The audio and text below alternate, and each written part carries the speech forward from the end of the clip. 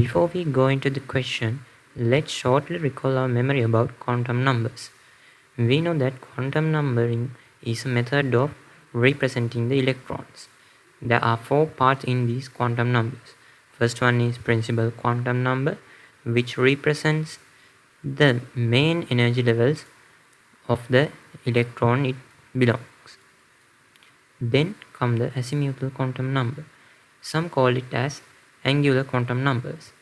It represents the main sub-energy level of the electron. That means the S, P, D sub-energy levels. Then comes the magnetic quantum numbers. It represents the orbital which the electrons belongs to in the sub-energy level.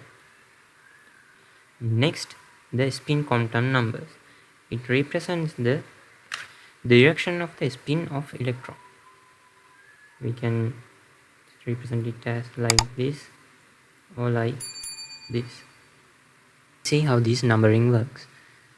You know, we can name the S sub-energy orbital as 0 and P sub-energy level as 1 and D sub-energy level as 2.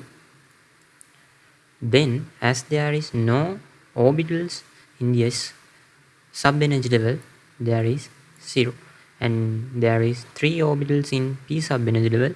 We can name them as -1, 0 and +1.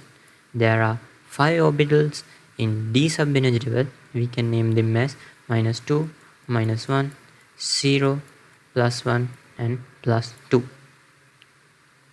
Now let's look at the question. The question asks how many orbitals can have quantum numbers N3 and ml-1. Let's see quantum number in 3.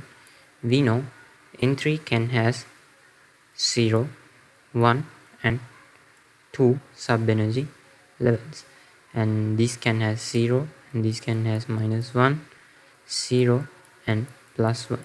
This can has -2, -1, 0, 1 and 2.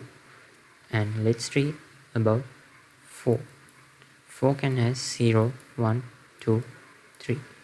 This can has 0, -1, 0, +1, -2, -1, 0, +1, +2.